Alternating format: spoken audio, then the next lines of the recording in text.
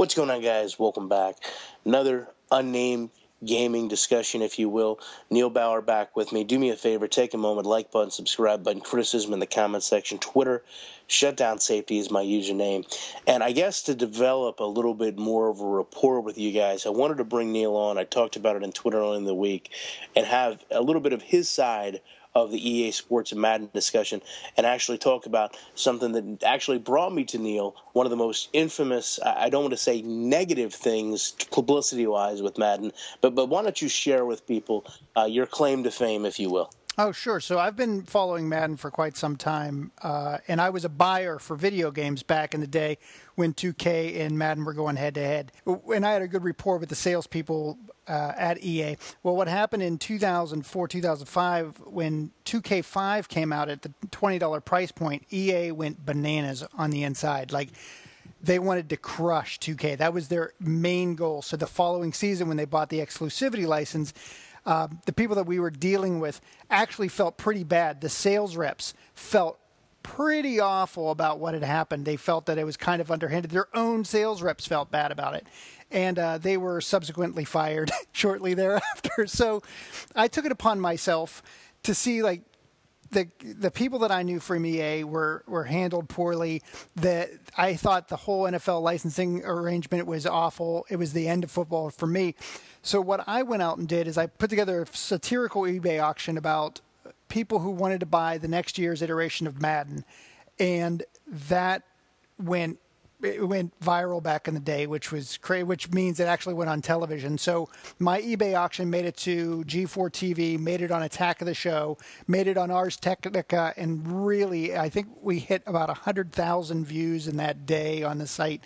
And that's still around. That site's still the auction's still up on our site on doubleplusgoodgames.com. You can look in the search and find Madden Blight, and it will load it up. And actually, it's on the internet as well. So just search Madden Blight, and you'll see our video and the eBay auction.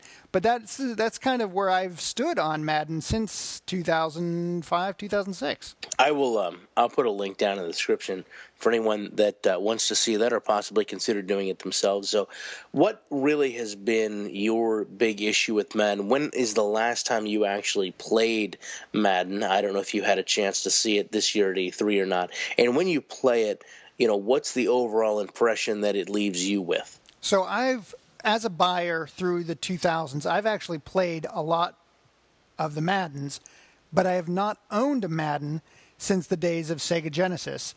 And if I don't know how long your audience has been gaming, but back in the Sega Genesis and Super NES days, Madden was king. It was phenomenal. It was a great game, and it was a powerhouse. It was the only game in town. And it took out Mike Ditka Power Football. It took down Joe Montana Football, Sports Talk Football when it was owned by Sega.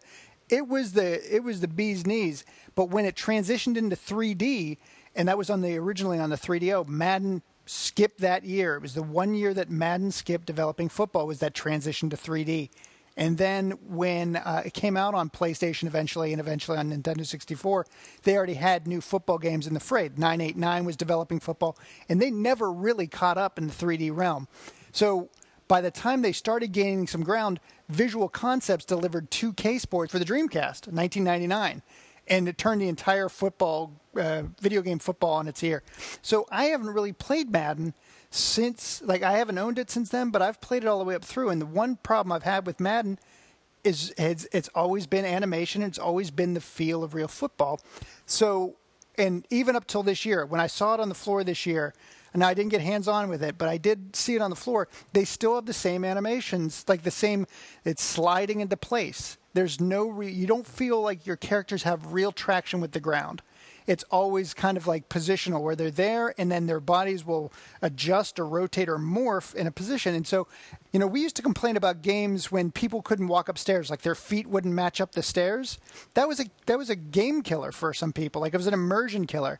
And they've done great strides with making those things work. But Madden still has that floaty thing that drives me bananas. It's hard to actually conceptualize what's difficult to talk about the game when you watch it, because there's a disconnect, and it's strange because even as you described it there, it's a visual disconnect that you make watching the game, and you can almost tell control-wise, how limiting it's going to be. And I can't think of any other game that I can watch being played and I can say, okay, this lacks the fluidity to give me enough control to make me feel like I'm going to play.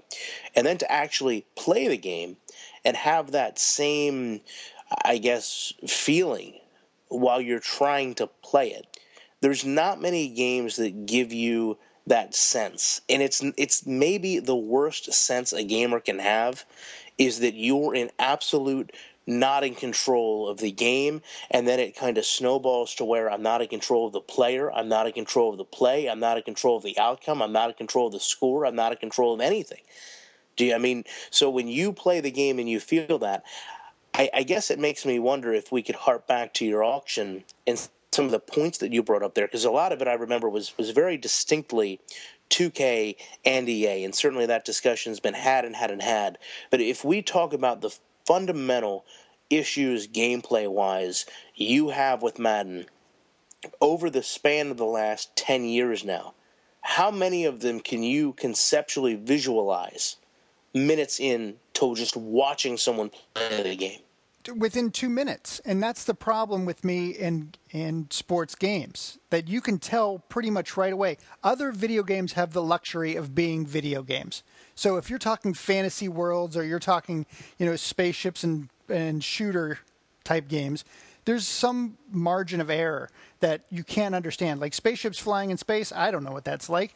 So there's a suspension of disbelief because you don't know. But football is a sport that pretty much almost anybody who's played video game football has actually picked up a football or has had some experience with football. So it's really challenging. It's actually harder for sports games to get it right because there's people who watch it all the time and there's people who've played it. So when I would pick up a controller, and we'll say Madden 15 is a perfect example, when I was on the floor, I picked it up, put it in my hands, and I'm like, within 2 minutes, 2 plays, I'm like, yeah, I have no control. To your point, there may be scripted runs or scripted animations that take place, but I don't feel like if I can spin or I'm doing this, that I have any kind of control. And what's crazy is I know, just like you said, it's hard to visualize or it's hard to express without kind of some kind of visual context, but I'd never had this feeling back on the Dreamcast with 2K. With 2K1, with 2K2. They were just improving that. And then 2K5, where, I believe that's the pinnacle right now. That's the gauge that other games will be rated upon. I felt that. I felt like a connection to the ground. I felt a connection to my player. I felt a connection to my O-line or my defense. I felt connections to all of it. And then the skin over top of it, the ESPN overlay was kind of a nice to have, but it didn't add to the experience. I think Madden goes in reverse, where the overlay, the skin, the pretty is first, and then we work back from that. So again, we can go through the auction, but I still think a lot of those same things are in place. So I guess it almost, to me, feels like a desensitization of the gamer and the connection between the controller I'm holding and what's on my screen. And I'm with you in terms that I can't stand that. So I guess my question to you would be then, and you touched on it just a little bit there, when you go and you play other games, when you play, a Major League Baseball title, when you play an NBA title, when you play a hockey title, when you play an MMA title, do you have any other game that gives you that disconnect where you can tell or you can visually or maybe actually playing the game feel that same, I guess, vibe, if you will, from Madden? That's a hard question to answer because I don't want to say that. Madden is very pretty to look at, and I've actually watched a lot of commentary come from this last E3, and the game's looking really polished. The heads on the characters, I remember for years, Madden football, and please back me up on this to say I'm not crazy, a lot of their characters had larger heads than the rest of the body, and I don't know if it was the perspective or not. That's early 2000s Madden. But it would just seem they couldn't get things just right. And there are so many games that do just that. The games that seem kind of floaty when someone's running or when someone's turning, and it looks like they're turning on an axis instead of turning with gravity and weight. And that's a byproduct of just games kind of growing into themselves. But a lot of those games have grown past it. Take a look at Far Cry as a perfect example of look at where Far Cry came from, or even Just Cause. It's a third-person type games. Like the animation on the characters, the way the characters move, the way they interact with their environments, they just continually improve upon themselves. And what happens is if a game doesn't, and a game fails miserably, like Kanye or Kane and Lynch, I believe. What the heck was that? There was an awful game that came out. If a game is bad, it usually doesn't get a sequel. Or if a game can't make those corrections, it doesn't get another version. And so that's how natural selections in the video games work. That's why I can't come up with a true example, because most games continually get better. And right now, because it's, again, in my feelings on Madden, it's the only game in town, what's the reason? Why would they improve? They sell millions whether they improve or they don't. So it's tough. Well, I agree. I mean, I think part of it is a personal pride. I mean, obviously, I have a relationship with the developers that you don't, and I firmly believe in my core, no one actually comes to work every day, hates their job, and continues to aspire to do it on a day-to-day basis. I think there is a high level of effort. It's just, again, when you're working within the confines of a box, how much can you possibly do? You can only put so many coats of paint. You can only put so many layers of code. You can only change so much without destroying so much. And I think that's why the most interesting thing for me is when we go back and we look, when they were going from the PS2 to the PS3 or the Xbox to the Xbox 360, and we didn't get the full game because there was so much recoding that had to be done to clean things up to get from one generation to the next. And they knew how badly it damaged the perception people had in the game, that when we learn now, going from Madden 25 on the 360 and the PS3 up to the Xbox One or the PS4 with that Madden 25, they wanted to make sure, and this is the word that obviously scared so many people, we want it to be a full port. Because they didn't want to go back to where they were before and have to spend, countless, generations of the game trying to get everything coded back in. They wanted to put all that effort into, porting everything over. And I think a lot of people fairly, in my opinion, assume that then, port must mean the whole game carried over. It's the same exact thing. It's just playing at a different rate, or it's just playing at a different calculation. Well, I think you said it on the show. Yeah, when you were on the Double Plus Good Games podcast, nobody goes into work and says, I'm going to make a shitty game. Nobody does that.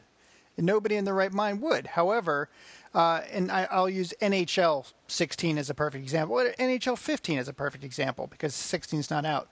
So NHL, when it was competing against 2K, 2K was a better sports game in the early 2000s. However, 2K started kind of refining and making their game more arcadey, while EA went the route of making it more sim-like, really kind of going over the top, making it visual and kind of based in the roots of hockey. And they wound up taking 2K to town and destroying them, and they made a fantastic hockey game for years. But the last iterations, especially NHL 2K15, they've kind of gone downhill here and there. They've made some visual tweaks, but they've lost things in the process. And one of the things they've lost these last 2 years, NHL 15 stripped out every pretty much game mode from launch. I don't know if you saw the launch of it, but since they're the only game in town, they launched this subpar product, and it was known to be subpar. And they said, well, we'll release these other things as we roll the game out over the next couple months. And they released some of those, but they didn't update there was no EA Hockey League, EA SHL, which was one of the big draws for hockey. So when you're the only game in town, you start to say, like, okay, where are our resources going to be allocated? What are we going to focus on? And what does our budget look like? And here's the thing. If NHL 15 is a perfect example, it did not sell well. It didn't sell as well as they had hoped because the game was broken. Well, guess what happens next year? They're not going to get a bigger budget because the game is going to be based on what it sold. So it's going to they're going to make any improvements they can with the budget they're allowed. And that's terrible. So their improvement can only be gauged on the sales from last year. So Madden, let's bring it all the way back around to Madden. Say if Madden makes an improvement, or redoes the engine and the game doesn't sell well. Even though it's a better product, the game doesn't sell well. Well, they're sitting there now like, well, we don't get the budget for next year because we haven't sold, so we have to recoup that in our profit and loss. So it's kind of a damned if you do, damned if you don't. But since they're making money hand over fist right now, why risk it? Yeah, I mean, that's the stance that I've always took. If you're in a suit at EA and you're looking at just numbers, I mean, I firmly believe, these aren't people, they may work in the video game industry, but they're not going home in their Maserati to their mansion to play video games. I mean, let's be honest. Grand Theft Auto. Their children may be playing these games and probably have a much different perception of what daddy's line of work is, and certainly I don't expect someone's child to criticize their work. If that happens, then I apologize. But I think that those people only look at the numbers, and I think when you look at a game like Madden and they see the number increase, it's selling, it's doing well, it's profitable, I don't know how you can go to a boardroom and sit there with your investors in the company and say, well, here's our flagship title. Here's the title of the number one sport in America. It's been doing very well numerically.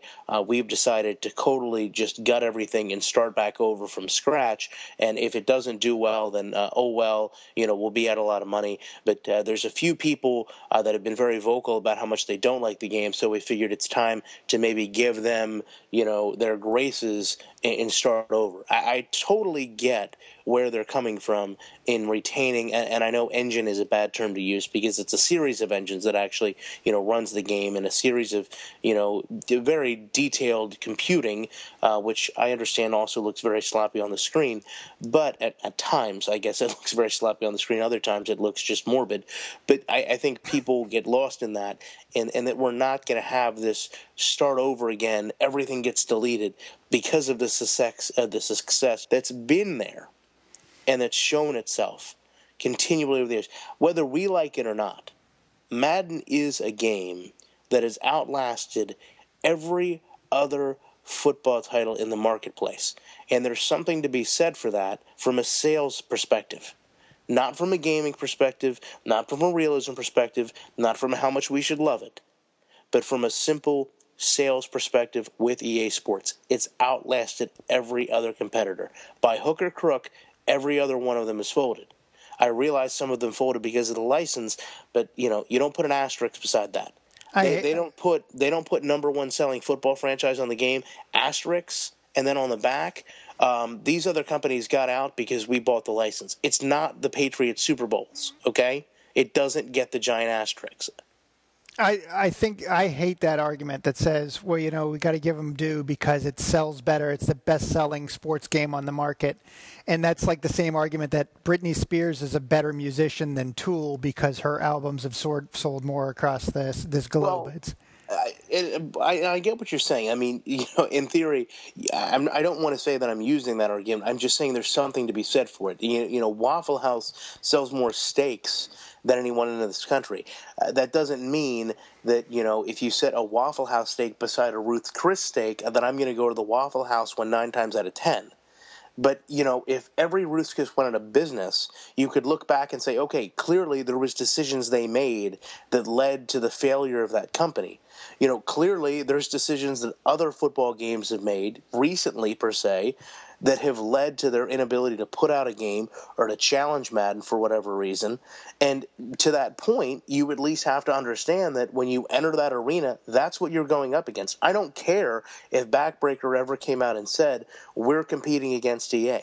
I know they weren't designing that game to compete against EA. We knew as the sim community that they weren't, but the kid standing there at the store looking at the shelf sees 2 football games side by side. He's not saying to himself, oh, well, those games must not be competing against each other, so I'm only going to pick one. He's looking at which one applies to him and which one he wants to play. And I'm sorry, when you're talking about someone who's at a point of sale looking at a game on a rack and may not know exactly what they want, they're going to go for the licensed game. They're going to go for the game that has the awards plastered all over it. That doesn't make it the right choice. I'm just saying historically that's what they go for. That's why in any line of business, any company will stand their product up on their awards. I mean, look at J.D. Power Awards. Look at all the awards, Dodge or other car company will stand behind. Look at crash test ratings the companies stand behind. They put that out there because they're trying to get a point of sale from someone that may not be totally informed. And that's what the front of a video game box does for so many people. And I think that's where I get your point, but you still have to give EA a little bit of credit for what they've been able to achieve in a very long time frame. It literally has driven every other competitor out of the marketplace. Much to my hatred, much to my chagrin, it's occurred. But there's still something to be said. It doesn't mean that it's the greatest product on the planet. It doesn't mean it's the best football simulation ever made. But it means that it's got it to itself where it can say it's the only football game in the marketplace. You've talked a great deal about a few things, and I'm going to end on this. You are absolutely right. When it comes down to someone coming into a game studio and saying, I'm going to make a crappy game, that doesn't happen. But what does happen is that when a board is responsible for fiscal earnings of a company, then that board delivers the will of the investors of the company. The investors of the company want to keep things status quo, then it remains status quo. So the developers can only do what they can. Now, when you're talking about people in playing games and which games they're going to choose, back in the day we were going to either choose Mario or Sonic. We were going to choose Nintendo or Sega, and we saw how that worked out. But we've missed out on something because of that competition. But when the WWE, WWF at the time, had beat out all its competition, when Vince McMahon took out ECW and took out all of the competition in the place, he went on record saying that he regretted it because it didn't make him as sharp anymore, because he owned everything. He didn't have to do as much, and it really impacted his overall product. That's a guy who runs $1 billion organization saying that. I really hope there's somebody on the inside that feels that way at EA, saying that competition does make us better. And maybe if that ever loosens up, maybe if our investors kind of blink once and the NFL license becomes available, maybe there's a chance that we'll all be great again. It's funny because at E3, I actually talked to Clint about that. I said, in a racing perspective, if we didn't have someone that was faster than us, if we didn't have a team that pushed every envelope to the nth degree in an effort to get faster, then every team would literally make no ground in terms of improving their cars at all. We would just be content to run where we are. But because there's always, one team, one organization that's willing to continue to strive to be the best there, we have to continue to try to meet that mark. And it happens across the board in every form of industry. But I think one word that you brought up is diversity, which ironically was the reason we started to do this in the first place. I want to bring, more diverse content to you guys. I want to know what you guys want to hear about. I want to know what you guys want to have discussions on with us. I want you guys to try to help come up with a name for this thing that's probably going on 20 minutes now if you're still listening. But I do appreciate you taking time to check it out. I thank you for watching this video, and we will be back next week with more content. I will have more football breakdowns coming up shortly.